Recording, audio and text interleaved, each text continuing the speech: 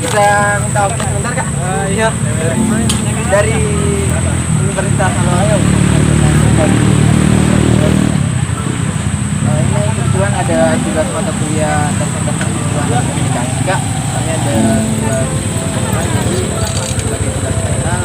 Kita wawancara untuk wawancarai Kak.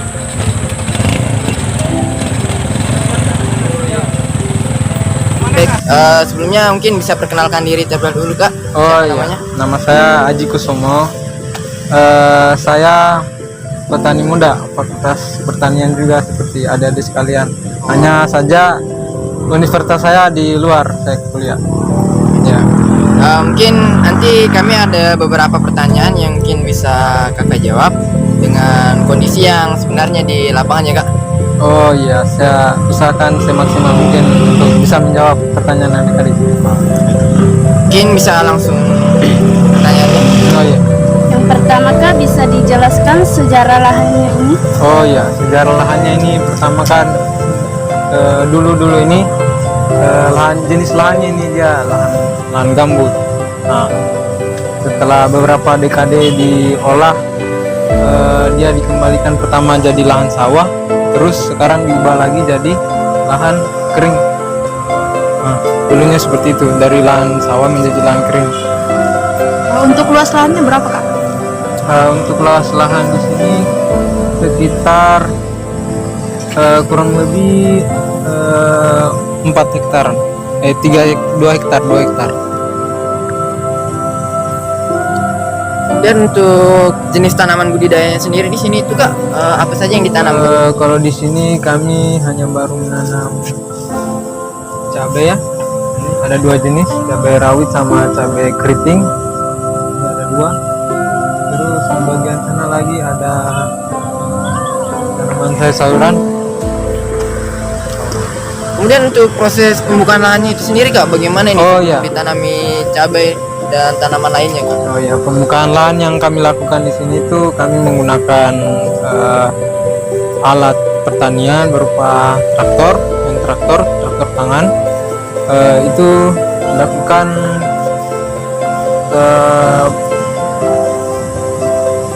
penggilingannya itu dia sebanyak 8 kali.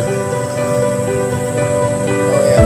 Untuk permasalahannya nih Kak, kan pada saat budidaya tanaman cabai ini dan tanaman sayur-sayuran yang lainnya pasti otomatis ada kendala kan tentang budidaya, mulai dari pengendalian gulmanya atau hama dan penyakitnya gitu. Mungkin bisa iya. diceritakan apa kendalanya Kak? Oh ya, kalau dari tanaman cabai sendiri kendalanya itu hanya di layu fusariumnya kadang, terus busuk buahnya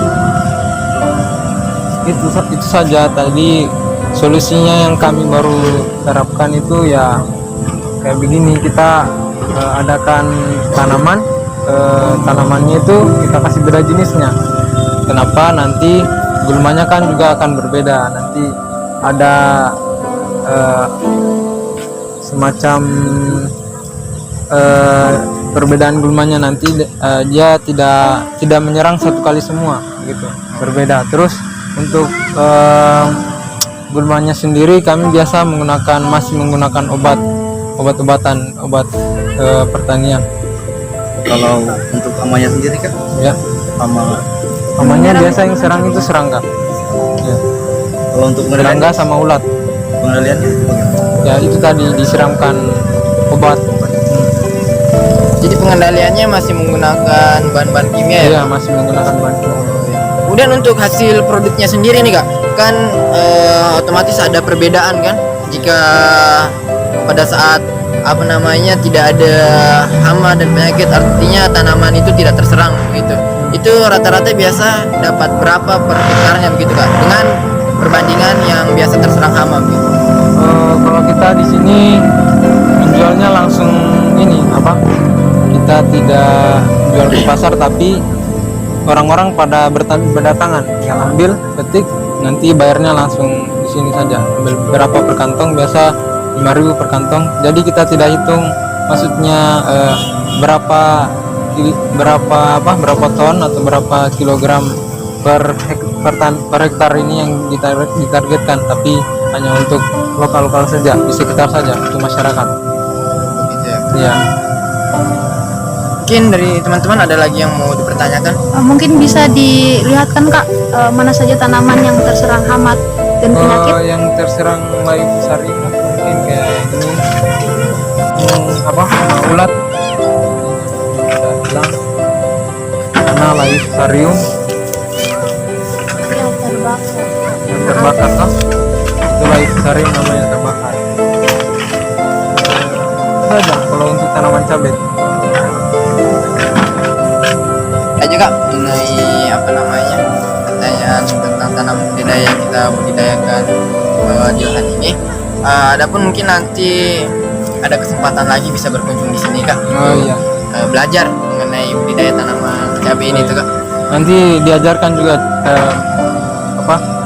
nanti pas traktor lahan nanti saya panggil. Jelas sekali. Ya Dan Kak. penanaman juga kalau mau ikut ada juga teknik-tekniknya. Oh begitu ya? Iya, Berarti sampai cara pengendaliannya dan lain sebagainya ya Kak? iya, iya. Oh ya Kak. Kalau mau datang saja karena di sini terbuka untuk umum toh, pembelajaran. Ya.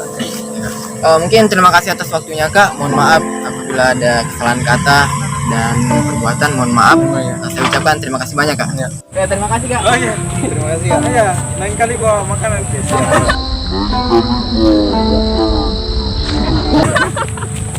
Lain kali bawa makanan deh.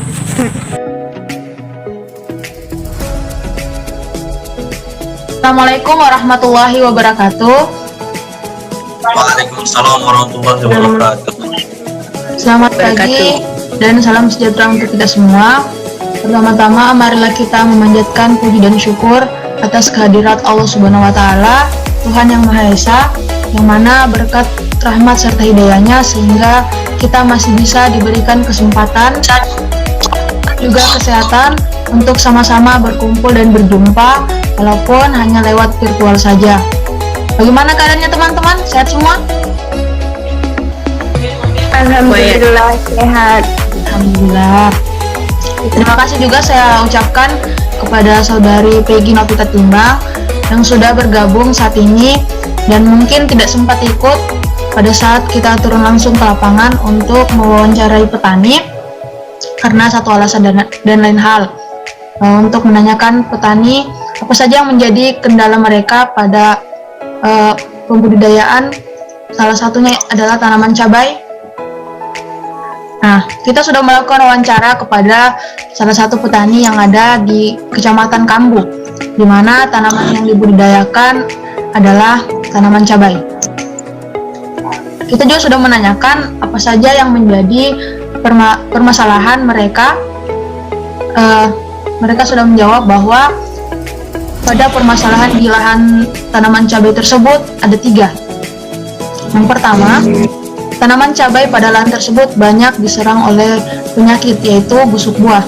Dengan gejala tanaman menjadi warna hitam dan kelamaan akan mati. Selanjutnya, masalah kedua adalah tanaman cabai mengalami layu fusarium atau mengering. Dan yang terakhir, tanaman cabai diserang oleh hama serangga.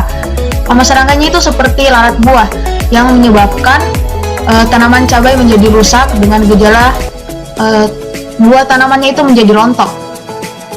Tentunya hal ini kan sangat merugikan bagi para petani.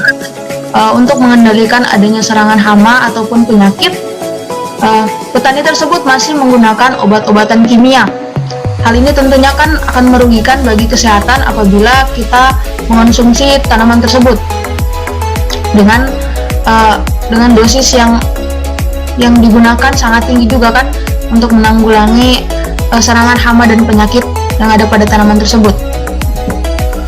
Nah, kita sebagai mahasiswa jurusan agroteknologi Fakultas Pertanian Universitas Haloleo angkatan 2020 tentunya ingin memberikan solusi kepada para petani bagaimana caranya mengendalikan hama ataupun penyakit pada tanaman cabai dengan menggunakan prinsip-prinsip pertanian yang berkelanjutan, yang mana cara tersebut dapat meningkatkan produktivitas dan juga tetap menjaga kesehatan serta kesehatan manusia dan juga menjaga kesehatan lingkungan. Nah, yang ingin saya tanyakan, menurut teman-teman, bagaimana solusi yang perlu kita lakukan dan kita sampaikan kepada para petani mengenai cara menanggulangi hama dan penyakit pada tanaman cabai secara alami. Mungkin dari Peggy bisa dijelaskan dulu. Terima kasih atas waktu dan kesempatan yang diberikan. Menurut saya, cara penanggulangan serangan hama dan penyakit pada tanaman cabai, contohnya busuk buah, yaitu dengan menyemprotkan pestisida alami atau pestisida organik yang dibuat sendiri oleh petani agar dapat menanggulangi serangan hama dan penyakit pada tanaman cabai, khususnya busuk buah. Oke, terima kasih atas solusi yang disampaikan oleh saudari Peggy. Mungkin langsung saja yang kedua, untuk saudara Aldi, bagaimana tanggapannya mengenai cara menanggulangi penyakit dan serangan hama pada tanaman cabai? Terima kasih atas kesempatan yang diberikan. Pada masalah ini saya menemukan masalah tentang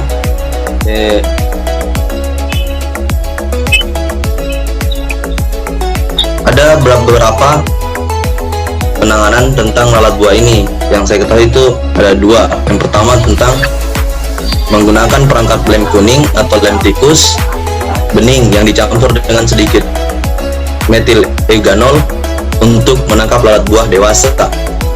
Yang kedua yaitu menggunakan metode pengasapan dengan cara pengasapan dengan membakar sampah kering dan di bagian atasnya ditutupi sampah basah agar dapat dihasilkan asap dan tidak sampai terbakar. Kepulan asap yang menyebar ke seluruh bagian tanaman akan mengusir keberadaan hama lalat buah tersebut.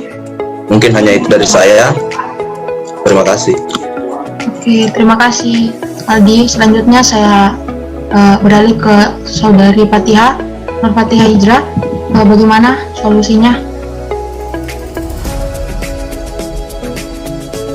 Penyakit layu fusarium pada tanaman cabai yang perlu dilakukan yang pertama yaitu mencabut tanaman dengan gejala layu fusarium. Hal ini dilakukan untuk mencegah penularan pada tanaman yang masih sehat. Yang kedua, memberikan pupuk yang tepat pada tanaman cabai, seperti pupuk yang berkadar nitrogen tinggi. Yang ketiga yang dapat dilakukan yaitu melakukan pergiliran tanaman dengan tanaman yang tahan terhadap layu fusarium. Hal ini dilakukan untuk mengendalikan populasi dan perkembangan jamur fusarium di lahan penanaman. Jadi hanya 3. Oke, kita sudah sama-sama mendengarkan bagaimana solusi untuk menanggulangi permasalahan serangan hama dan penyakit di lahan cabai oleh petani yang sudah kita wawancarai beberapa waktu yang lalu. Nah, terima kasih untuk solusinya teman-teman.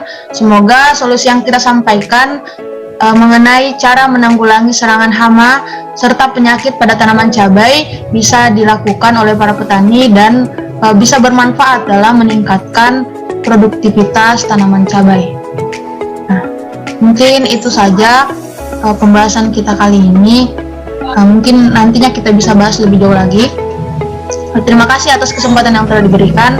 Saya tutup dengan ucapan wabillahi taufiq wal hidayah. Wassalamualaikum warahmatullahi wabarakatuh. Waalaikumsalam warahmatullahi wabarakatuh. Terima kasih teman-teman semuanya. Saya tutup ya. Baik.